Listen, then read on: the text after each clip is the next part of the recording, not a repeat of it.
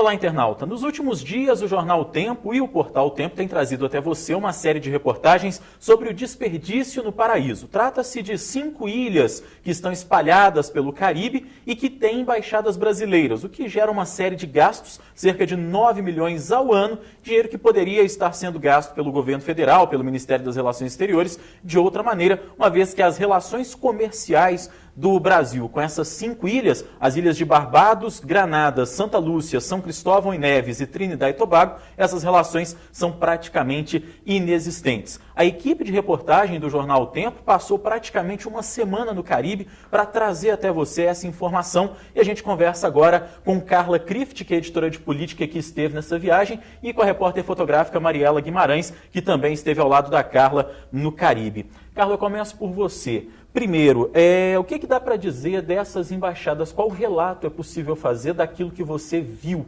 nessas 5 ilhotas do Caribe?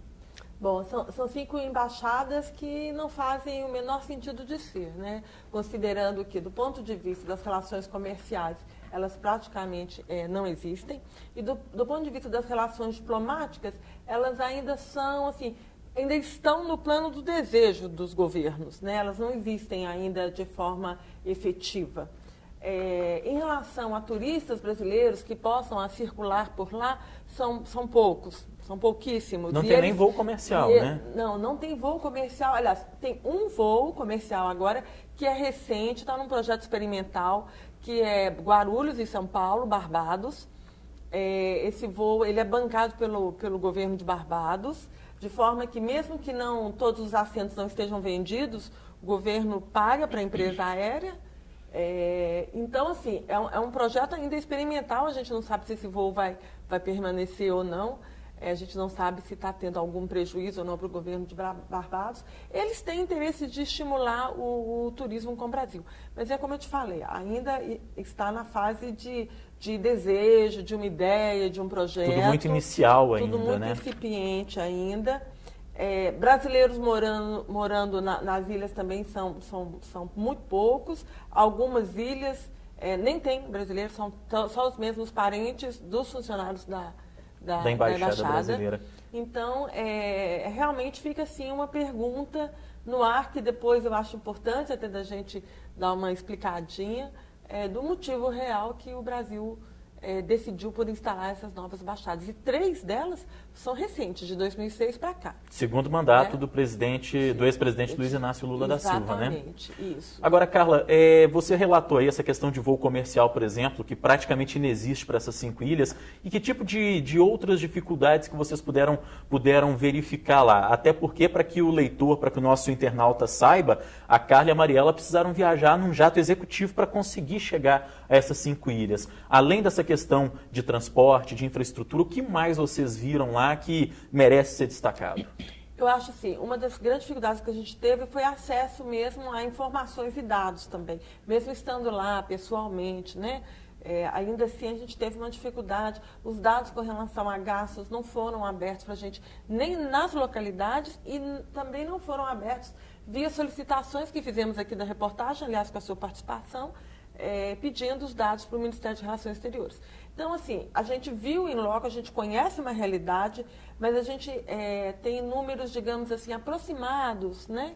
Estimativas, cálculos que a gente pode fazer, né? O que é uma pena, porque vivemos já sobre a lei da transparência e esses gastos são públicos, são pagos pelo contribuinte brasileiro e deveriam ser explicitados para toda a população.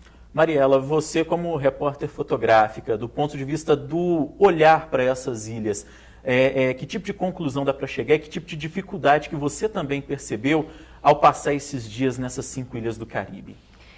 O que eu senti nas 5 ilhas é que elas são ilhas virgens, assim, principalmente do lado da cultura, do entretenimento, não tem uma estrutura, não tem uma infraestrutura que vale a pena tais investimentos, tais gastos, eu acredito, pro Brasil, né? Uma cidade do interior de Minas Gerais, eu acho que tem algumas que tem mais estrutura que as ilhas que a gente pode visitar, né?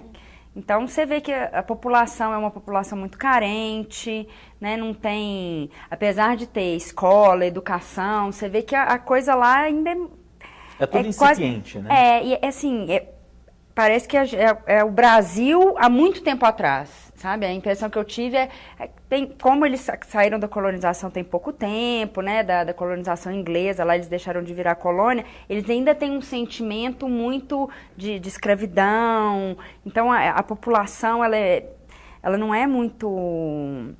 Como eu poderia dizer? Autônoma. Ela é muito dependente, né, Mariana? E o seu sentimento também foi esse de que as relações entre o Brasil e essas ilhas ainda estão muito no começo? Talvez seria difícil justificar a presença dessa infraestrutura, que obviamente uma embaixada envolve uma infraestrutura, envolve uma série de gastos que a gente vem tratando ao longo dos últimos dias. Você também tem essa percepção? Assim, apesar da conversa de todos os embaixadores que a gente teve lá, deles falarem, né, que a diplomacia é uma paquera, que é uma coisa que demanda tempo, que, né, eles estão instalados lá agora, mas é para colher uma coisa daqui a muitos anos, né? Então, para mim, como leiga no assunto, você fica meio sem entender mesmo por que desse investimento tão grande num lugar que não tem as relações nem comerciais, nem brasileiros, igual a Carla falou.